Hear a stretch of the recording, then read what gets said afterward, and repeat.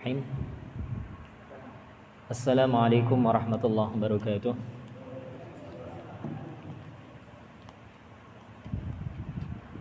Innal hamdalillah nahmaduhu wa nasta'inuhu wa nastaghfiruh wa na'udzu billahi min shururi anfusina wa sayyiati a'malina may yahdihillahu fala mudilla lahu wa may yudlil fala hadiya lahu. وأشهد أن لا إله إلا الله وحده لا شريك له وأشهد أن محمدا عبده ورسوله أما بعد. Ma'asyiral muslimin wal muslimat rahimani wa rahimakumullah. Alhamdulillah, kita bersyukur kepada Allah Subhanahu wa taala atas limpahan nikmat yang telah Allah Subhanahu wa taala berikan kepada kita, sehingga kita masih diberikan kesempatan untuk melaksanakan kewajiban kita sebagai seorang muslim untuk salat maghrib dan juga insyaallah nanti salat isya secara berjamaah, dan juga untuk hadir di salah satu majelis dari majelis-majelis ilmu. Tentunya kita seluruhnya berharap amalan kita ini diterima oleh Allah Subhanahu wa taala dan menjadi sebab dimudahkannya jalan kita menuju ke surganya kelak. Sebagaimana apa yang telah Rasul sallallahu alaihi wasallam sabdakan dalam hadis yang sahih dari hadis Abu Hurairah, di mana Rasul bersabda, "Man salaka tariqan yaltamisu fihi ilman, sahalallahu lahu bihi tariqan ilal jannah." Barang siapa yang menempuh suatu jalan untuk menuntut ilmu, maka Allah Subhanahu wa taala akan mudahkan baginya jalan menuju ke surga. Ini hadis yang agung yang menjadi kabar gembira bagi kita, orang-orang yang mau berusaha untuk bisa belajar ilmu agama. Rasulullah sallallahu alaihi wasallam menghabarkan bahwasanya Allah Subhanahu wa taala akan memudahkan bagi mereka ini jalan menuju ke surga. Kaum muslimin dan kaum muslimat, para jamaah yang semoga dirahmati oleh Allah Subhanahu wa taala, pada kesempatan yang mulia ini insyaallah kita akan mengkaji salah satu pembahasan akidah, yang mana pembahasan akidah ini adalah pembahasan yang sangat penting di antara pembahasan-pembahasan ilmu agama yang ada. Yang paling pentingnya itu adalah pembahasan akidah. Karena akidah itu berkaitan dengan masalah keyakinan, yang mana akidah itu akan menentukan benar ataukah tidaknya keimanan seseorang, diterima ataukah tidaknya amalan seseorang. Tanpa adanya akidah, keyakinan yang benar, tanpa adanya keimanan yang benar, bagaimana mungkin amalan ibadah yang selama ini kita lakukan akan diterima oleh Allah Subhanahu wa taala. Sehingga penting bagi kita untuk belajar permasalahan akidah, belajar permasalahan yang berkaitan dengan keyakinan, berkaitan dengan keimanan. Oleh karena itu, rukun Islam sebagaimana kita ketahui jumlahnya ada 5 ya, ada 5 rukun. Yang paling pertamanya itu adalah pembahasan masalah akidah. Ini terkait dengan 2 kalimat syahadat. Sebelum salat, sebelum zakat, sebelum puasa, sebelum haji, maka tentunya 2 kalimat syahadat yang kita ucapkan itu harus kita yakini dengan sebenar-benar keyakinan. Kemudian kita terapkan dalam kehidupan kita, maka setelah itu salatnya, puasanya, zakatnya, hajinya kemudian mengikutinya. Ketika seseorang melaksanakan salat tapi keyakinannya masih rusak, masih meyakini ada selain Allah yang berhak untuk diibadahi, maka sangat dikhawatirkan amalan seluruhnya itu akan rusak pula.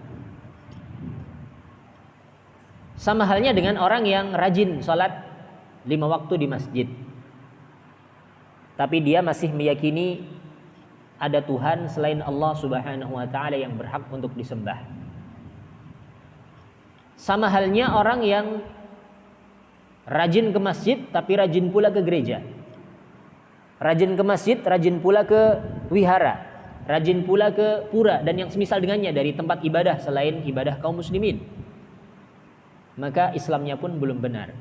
Salat yang dia lakukan itu pun belum benar karena akidahnya masih rusak. Sehingga ini penting, permasalahan yang penting, sehingga rukun Islam yang pertama itu berkaitan dengan masalah akidah, yakni bersaksi bahwasannya tiada sesembahan yang berhak disembah selain Allah. Dan ini pun nanti kaitannya berkaitan dengan pembahasan akidah, berkaitan dengan pembahasan masalah keyakinan dan keimanan. Kaum muslimin dan kaum muslimat, para jamaah yang semoga dirahmati oleh Allah Subhanahu wa taala, dan pada kesempatan yang mulia ini insyaallah, dan mudah-mudahan kalau memang ada kesempatan yang lain, kita akan membahas risalah yang singkat yang di sana disebutkan tentang permasalahan akidah. Dan risalah ini metodenya pun sangat mudah dengan metode tanya jawab. Ya. Kita akan mengambilkan salah satu risalah karya salah seorang ulama yang telah meninggal bernama Syekh Jamil Zainu, Syekh Muhammad bin Jamil Zainu, yang berjudul Khudh aqidataka minal kitabi was sunnatis sahihah. Ini akan kita baca. Nanti mudah-mudahan di pertemuan yang lain para jamaah bisa memegang kitabnya. Setidaknya meskipun belum bisa baca kitab, kalau belajar nanti lama-lama juga bisa. Sebagaimana dulu kita belum bisa baca Al-Quran ya, tapi dengan rajin belajar maka insya Allah walhamdulillah itu akan lebih mudah dan bisa. Maka kitab-kitab karya ulama pun kebanyakan berbahasa Arab, Quran pun bahasa Arab, hadisnya pun bahasa Arab, tafsir-tafsir pun bahasa Arab, sehingga setidaknya kita sebagai seorang muslim pun harus semangat untuk belajar bahasa Arab, belajar ilmu Quran, ilmu hadis, dan juga ilmu-ilmu penunjang untuk bisa memahami Al-Quran dan hadis. Salah satunya tadi adalah ilmu bahasa Arab. Kita akan ambilkan satu risalah kecil karya Syekh Muhammad bin Jamil Zainu yang berjudul Khudh aqidataka minal kitabi was sunnatis sahihah. Ambillah akidahmu dari Alkitab, yakni dari Al-Quran dan dari sunnah yang sahihah. Ini kitab yang akan kita baca pada kesempatan yang mulia ini.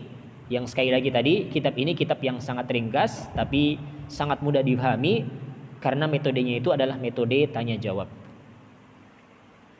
Kita baca dulu muqaddimahnya. Bismillahirrahmanirrahim, dengan menyebut asma Allah yang Maha Ar-Rahman dan Maha Ar-Rahim. Innal hamdalillah, sesungguhnya segala puji hanyalah milik Allah. Nahmaduhu, kita memujinya. Wa nasta'inuhu, kita meminta pertolongan kepadanya. Wa nastaghfiruh, dan kita beristighfar meminta ampunan kepadanya.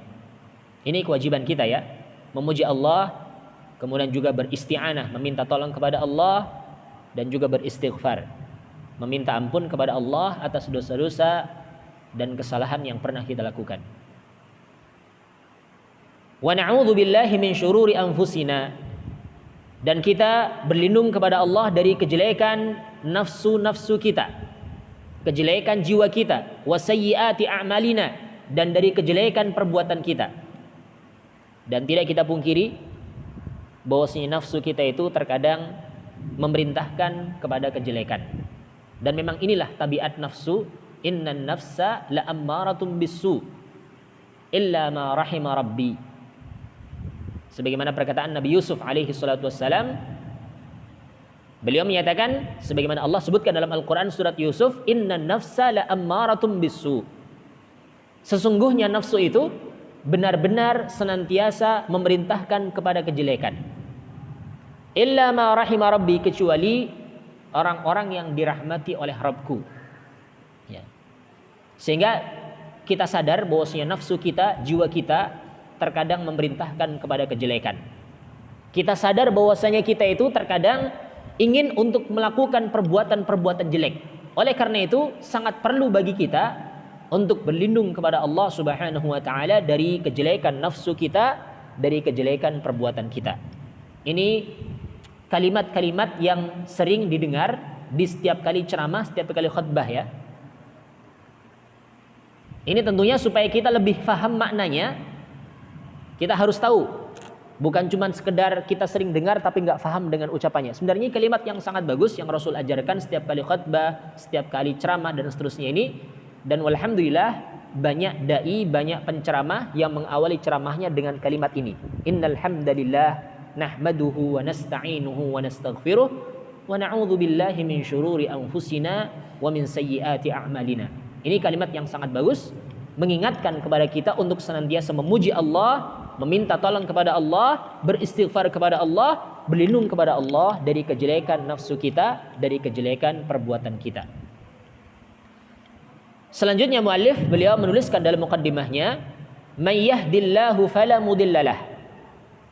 Barang siapa yang Allah berikan kepadanya petunjuk, fala mudhillalah, maka tiada seorang pun yang akan bisa menyesatkannya.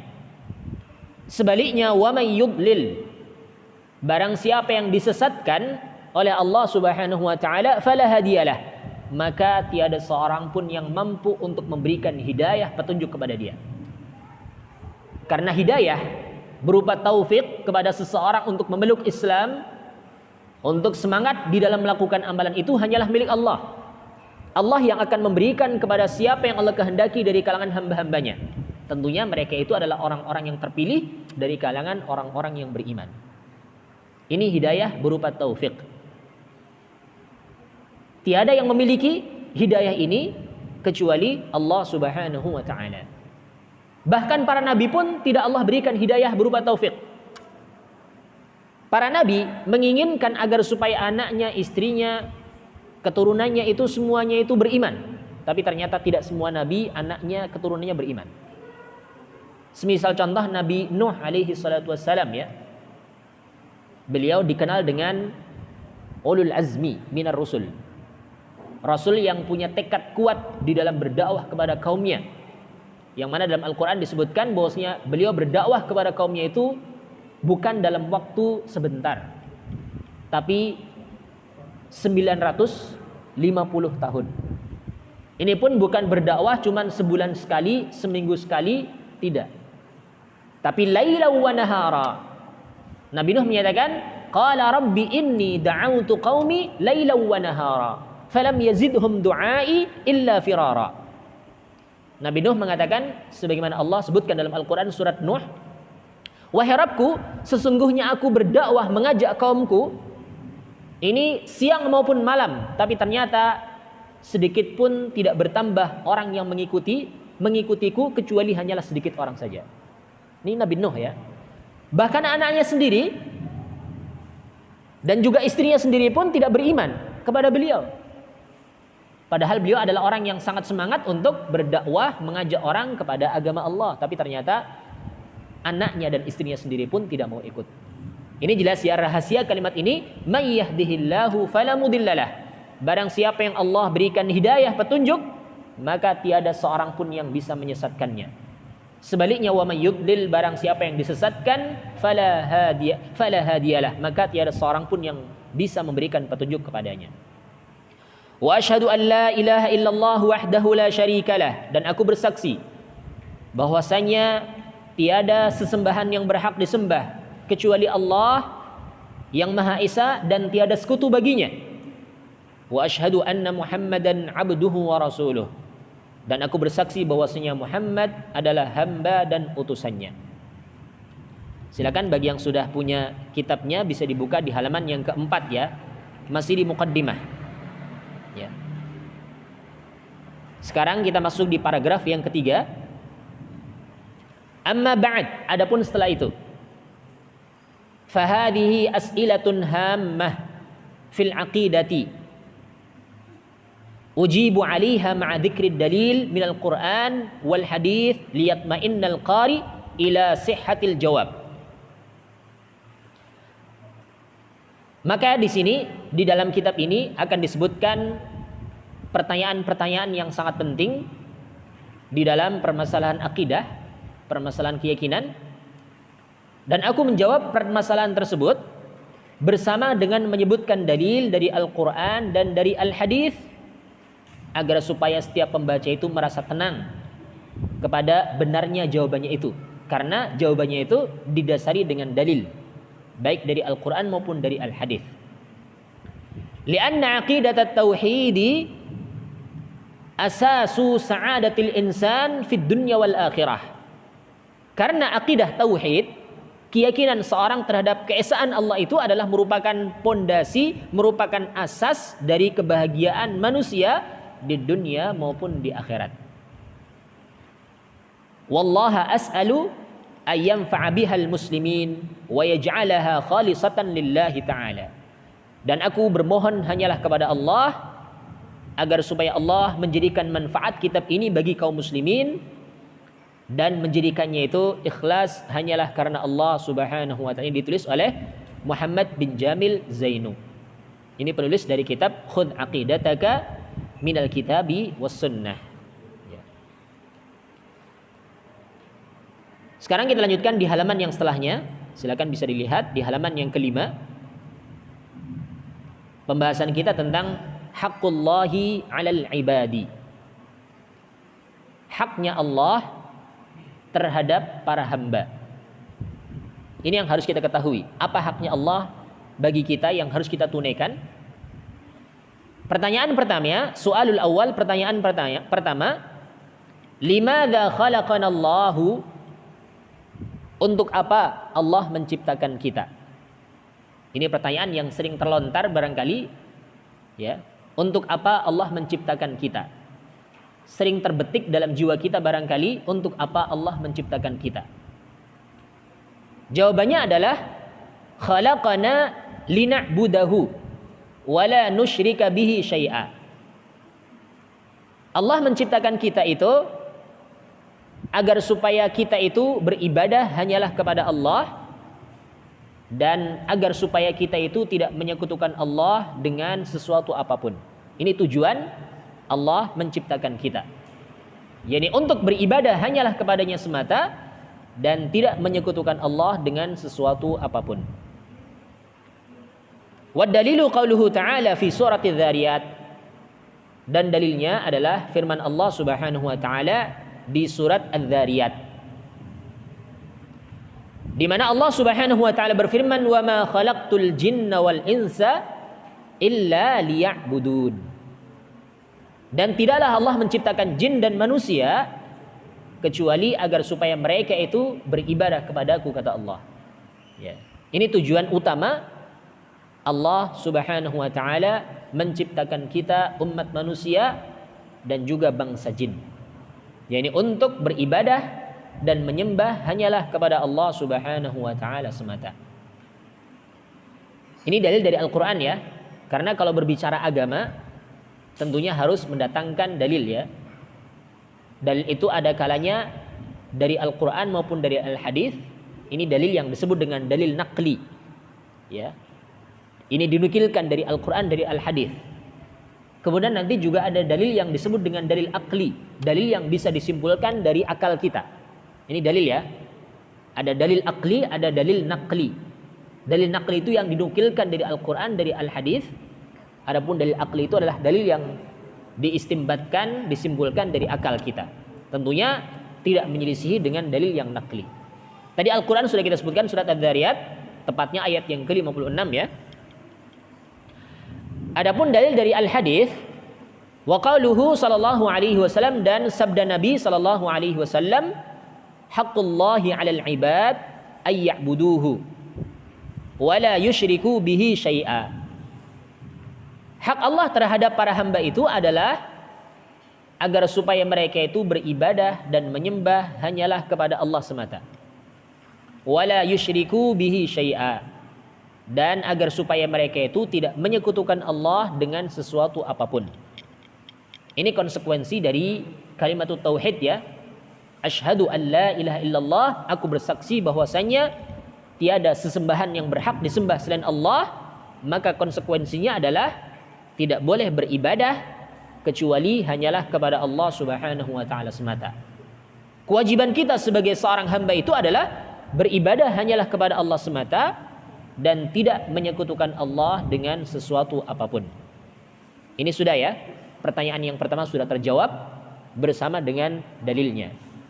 Al-Quran dan juga hadisnya Nabi sallallahu alaihi wasallam, hadis yang muttafaqun alaih.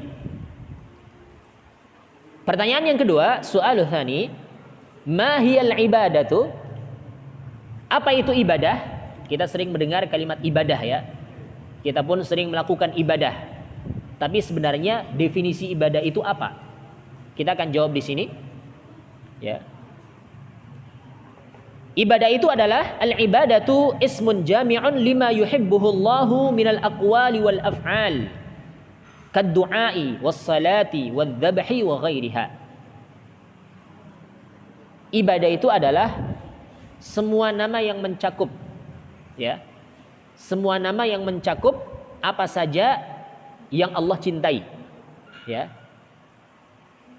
Definisi ibadah itu adalah semua nama yang mencakup segala sesuatu yang Allah cintai, minal aqwal, baik itu berupa ucapan maupun af'al maupun perbuatan. Ini ibadah. Segala sesuatu yang Allah cintai dan Allah ridhoi itu adalah ibadah. Ada kalanya itu ucapan, ada kalanya itu perbuatan, baik yang nampak maupun yang tidak nampak. Inilah ibadah. Semisal contoh kad-du'ai. Semisal contoh, salah satu bentuk ibadah itu adalah berdoa. Berdoa ada kalanya nampak, ada kalanya tidak nampak ya. Karena doa itu kan tidak mesti harus dinampakkan. Terkadang kita berdoa sendirian di tengah malam, di akhir malam, di dalam sujud kita. Ini kan berdoa ya. Tidak ada seorang pun yang tahu, tapi kita itu sedang beribadah kepada Allah ketika kita berdoa. Salat, kalau salat jelas nampak ya. Ini juga ibadah. Wadzabhi, dan juga menyembelih juga termasuk ibadah. Sehingga tidak boleh seseorang itu memberikan peribadatan kecuali hanyalah kepada Allah Subhanahu wa taala. Tidak boleh berdoa kepada selain Allah, meminta kepada selain Allah, tidak boleh salat untuk selain Allah, tidak boleh menyembelih untuk selain Allah, karena itu ibadah. Ibadah itu hanyalah haknya Allah Subhanahu wa taala semata.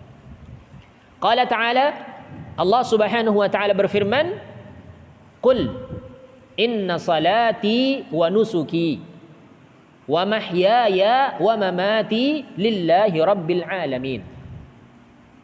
Katakanlah, wahai Muhammad, inna salati, sesungguhnya salatku, wa nusuki, dan juga sembelihanku, ya, wa mahyaya, hidupku, wa mamati, dan juga matiku, lillahi rabbil alamin, itu semuanya hanyalah milik Allah, Rabb semesta alam, penguasa semesta alam. Ini surat Al-An'am, ya.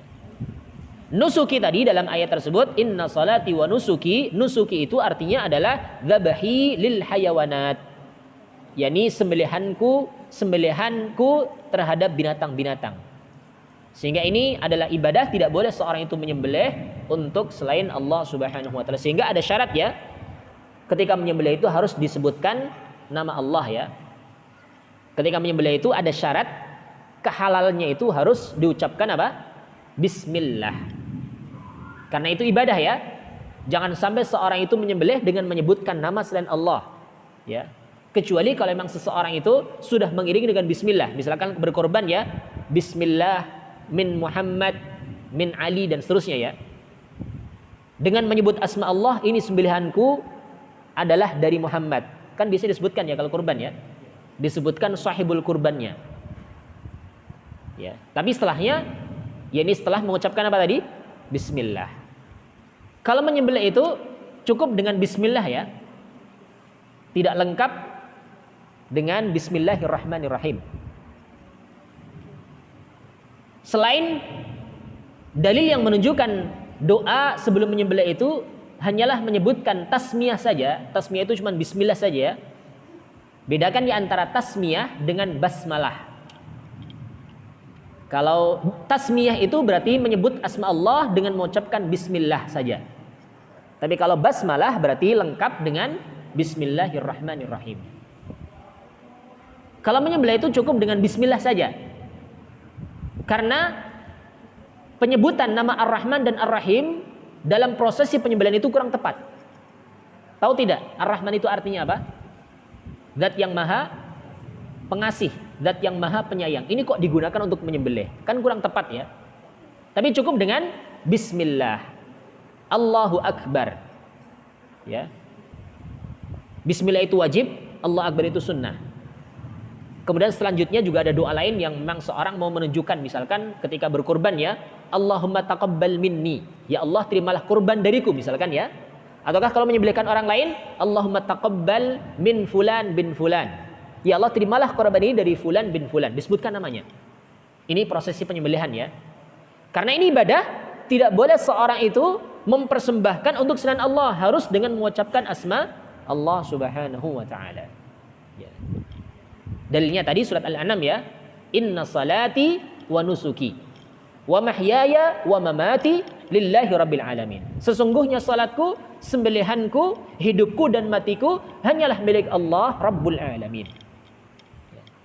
Ini dalil dari Al-Qur'an yang menunjukkan tentang ibadah ya. Harus ditunjukkan hanyalah kepada Allah Subhanahu wa taala semata. Baik itu salat kita, sembelihan kita, hidup kita, mati kita hanyalah untuk Allah. Kemudian dalil dari al-hadis. Wa qala sallallahu alaihi wasallam qala ta'ala wa ma taqarraba ilayya 'abdi bi syai'in ahabba ilayya mimma aftaradtuhu alaihi. Rasul sallallahu alaihi wasallam bersabda, Allah Subhanahu wa taala berfirman. Ini hadis qudsi namanya ya. Hadis qudsi itu berbeda dengan Al-Qur'an dari beberapa sisi. Barangkali pernah kita sampaikan di kajian-kajian sebelumnya ya. Dari sisi pahala jelas lebih besar pahala membaca Al-Qur'an. Meskipun dari sisi kesamaan sama-sama firman Allah. Ya. Cuman di sana ada sisi perbedaan. Al-Qur'an pahala membacanya setiap huruf bisa dilipat gandakan menjadi 10 kali lipat setiap huruf. Kalau hadis qudsi tidak ada dalil yang menunjukkan hal itu. Kemudian yang kedua dari sisi membacanya dalam salat. Al-Qur'an wajib dibaca dalam salat. Semisal Al-Fatihah kan wajib ya. Setelah itu ada sunnah untuk membaca surat selain Al-Fatihah. Adapun hadis qudsi tidak dibaca dalam salat. Tidak boleh ya. Seorang habis Fatihah kemudian dia membaca hadis ini. Wa ma taqarraba ilayya 'abdi bi syai'in ahabba ilayya mimma aftaradtuhu alaihi. Nanti makmumnya bingung. Ini imamnya baca surat apa ya? Kok enggak pernah saya dengar? Ternyata bacanya hadis qudsi. Enggak boleh ya? Enggak boleh. Ya. Kemudian dari sisi keabsahan Quran pasti syah, pasti benar. Tapi kalau hadis qudsi tinggal lihat perawinya siapa. Kalau semua perawinya itu terpercaya maka benar. Tapi kalau ada salah seorang perawi yang mungkin pernah dituduh melakukan kedustaan, memalsukan hadis, hadisnya menjadi hadis yang dhaif, hadis yang maudhu bahkan. Kalau ada salah seorang periwayat hadis itu lemah hafalannya, di dalam menghafal hadis, nanti hadisnya itu menjadi statusnya itu hadis yang dhaif, lemah. Karena orang yang meriwayatkan itu orang yang lemah hafalannya. Ini hadis ya, kalau Quran pasti benar. Tapi kalau hadis terkadang ada yang tinggal lihat siapa perawinya. Kalau Bukhari Muslim riwayatnya fa insyaallah itu benar. Ini sudah teruji dan sudah diteliti oleh ulama. Kitab sahih yang paling sahih itu adalah dua kitab ini, As-Sahihul Kutubil Musannafah. Bukhari dan juga Muslim itu adalah kitab yang paling sahih dari kitab yang ditulis oleh manusia. Ya, mengumpulkan hadis-hadisnya Rasul sallallahu alaihi wasallam. Selebihnya masih perlu penelitian lagi. Ya. Ini hadis qudsi ya. Kita bacakan hadis qudsinya. Allah Subhanahu wa taala berfirman, "Wa ma taqarraba ilayya 'abdi bi syai'in ahabba ilayya mimma aftaradtuhu alaihi." Dan tidaklah seorang hamba itu melakukan taqarrub. Taqarrub itu adalah pendekatan diri seorang hamba kepada Allah ya. Dengan sesuatu yang lebih aku sukai daripada apa yang aku fardukan kepadanya, apa yang aku wajibkan kepadanya. Ini salah satu amalan yang bisa mendekatkan diri kita kepada Allah adalah dengan kita melaksanakan ibadah yang wajib. Ibadah yang wajib contohnya adalah salat ya, puasa. Ya, ini kan wajib ya. Bagi yang mampu tentunya ya. Kalau sholat jelas semua orang insya Allah mampu karena ada keringanan. Kalau nggak bisa berdiri dengan duduk, kalau nggak bisa duduk dengan berbaring. Apalagi alasannya. Ya. Kalau puasa barangkali terkadang sebagian orang nggak mampu karena mungkin sudah lanjut usia. Bisa diganti dengan fidyah. Ini mudah, Islam itu mudah sebenarnya bagi orang yang faham. Tapi kalau nggak faham ya akan terasa berat. Ada kewajiban yang sifatnya itu aini, fardu ain, disebut dengan fardu ain tadi ya, kewajiban bagi setiap individu. Ada kewajiban yang sifatnya itu kifai, yakni disebut dengan fardu kifayah. Kalau sudah ada sekelompok orang yang melaksanakan dan sudah mencukupi, gugur yang lain. Tapi kalau belum ada sama sekali yang melaksanakan kewajiban itu, semua orang dosa. Semisal contoh ya, penyelenggaraan jenazah. Ya. Kalau sudah ada sekelompok orang yang melaksanakan penyelenggaraannya itu, baik memandikan, mengkafani, menyolatkan, menguburkan, ini kewajibannya ya, memandikan, mengkafani, menyolatkan dan menguburkan. Kalau sudah ada sekelompok orang yang lainnya sudah gugur kewajibannya. Tapi kalau nggak ada sama sekali yang mau melaksanakan, semua orang yang tahu dosa. Misalkan ada jenazah COVID nih, misalkan ya, karena sedang heboh COVID, akhirnya takut, nggak mau pegang, satupun nggak ada yang mau, sampai membusuk, nggak ada yang ngurusi. Semua orang berdosa. Yang tahu ada jenazah itu berdosa. Tapi kalau sudah ada timnya khusus, pakai APD lengkap dan seterusnya, itu yang kita tahu itu ya. Meskipun hanyalah cuma 6 orang, sedikit orang ya, maka sudah menggugurkan kewajiban yang lain. Sudah cukup ya, mereka yang menyelenggarakan, entah benar ataukah tidak itu urusan mereka sama Allah. Tapi yang jelas kita berbaik sangka, mudah-mudahan benar pengurusannya. Cuman memang terkadang ada kekhawatiran ya, kalau jenazah sudah divonis COVID itu kan, harus pakai apa? Protokol. Nggak tahu memandikannya bagaimana, kita nggak tahu. Tahu-tahu yang jelas sudah langsung nggak boleh singgah ke rumah pun nggak boleh, langsung ke kuburan. Ya kita baik sangka saja, mudah-mudahan dia tahu penyelenggaraan jenazah. Cuman yang dikhawatirkan tadi ternyata dia cuman asal-asalan, nggak dimandikan, langsung di plastik, langsung di peti, yaitu yang urusan dia sama Allah. Tapi yang jelas kalau memang sudah ada yang mengurusi tadi, kewajiban yang lain gugur. Tapi kalau tidak ada sama sekali yang mengurusi, berarti semua orang yang tahu akan keadaan jenazah itu dosa. Ini fardu ya, fardu yang sifatnya itu kifai. Maka kita beribadah kepada Allah dengan semua perkara tadi, baik itu yang fardu aini maupun yang fardu kifayah. Ya. Kewajiban bagi setiap individu kita laksanakan, semisal salat, puasa dan seterusnya itu. Demikian pula kewajiban yang sifatnya itu kifai, berkaitan dengan haknya makhluk, itu pun kita laksanakan. Inilah amalan yang akan bisa mendekatkan diri kita kepada Allah Subhanahu wa taala, dan itu termasuk dari bentuk ibadah. Ini 2 pertanyaan sudah terbaca dan juga terjawab oleh kita. Yang pertama tadi tentang yakni untuk apa Allah menciptakan, yang kedua tentang apa itu ibadah, dan yang ketiga ya tentang, ataukah sekarang yang ketiga ya, kaifa na'budullaha, bagaimana kita beribadah kepada Allah. Pertanyaan yang ketiga. Jawabannya adalah kama amaranallahu wa rasuluhu, kita beribadah kepada Allah sebagaimana Allah dan Rasulnya memerintahkan kepada kita. Jadi jangan membuat ritual baru, tapi kita ibadah sesuai dengan perintah Allah dan Rasulnya. Ya, qala ta'ala, Allah Subhanahu wa taala berfirman, ya ayyuhalladzina amanu athi'allaha wa athi'ar rasul wa la tubtilu a'malakum. Wahai orang-orang yang beriman, taatlah kalian kepada Allah dan taatlah kalian kepada Rasul, dan janganlah kalian membatalkan amalan-amalan kalian. Dari mafhum hadis ini kita bisa mengetahui bahwasanya ketika seorang melakukan amalan tanpa melakukan ketaatan kepada Allah dan Rasulnya, tidak sesuai dengan petunjuk Allah dan Rasulnya, berarti amalannya itu batal. Ya, karena Allah menyatakan wala tubtilu a'malakum. Setelah perintah untuk taat kepada Allah dan Rasulnya, kemudian Allah menutup ayatnya dengan wala tubtilu a'malakum. Jangan kalian batalkan amalan-amalan kalian. Dan juga dalam hadis ya, Nabi SAW bersabda, man amila amalan laisa alihi amruna fahuwa raddun. Barang siapa yang melakukan amalan yang tidak ada perintahnya dari kami. Ya. Barang siapa yang melakukan amalan, ya ini maksudnya adalah ibadah ya, yang tidak ada perintahnya dari kami, Rasul katakan fahuwa raddun ay ghairu maqbul. Maka amalan tersebut tertolak, maksudnya tidak diterima oleh Allah Subhanahu wa taala. Ini hadisnya riwayat Muslim.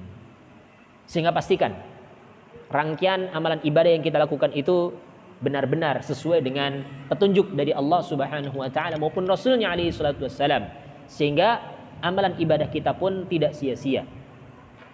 Ketika seorang bisa memastikan saya ibadah sesuai dengan perintahnya Allah, sesuai dengan petunjuknya Rasul, maka insyaallah Allah akan menerima amalan ibadahnya tersebut, dan Allah akan menjadikan ibadahnya itu sebagai salah satu amalan yang menyebabkan seseorang itu diberikan kebahagiaan dunia maupun akhirat. Ini 3 pertanyaan yang bisa kita sampaikan dalam pertemuan yang mulia ini.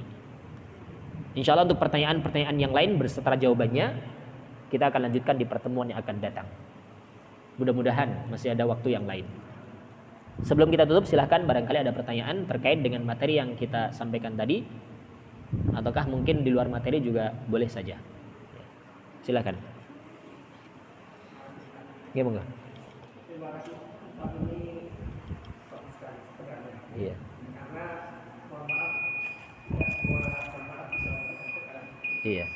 Alangkah lebih baiknya apabila minimal karena yang tadi seperti data kami tidak siap. Maksudnya tidak bawa pulpen, tidak bawa apa. Kalau misalnya Pak Tuhan dengan bisa coret-coret. sampingnya. Anggeng ya.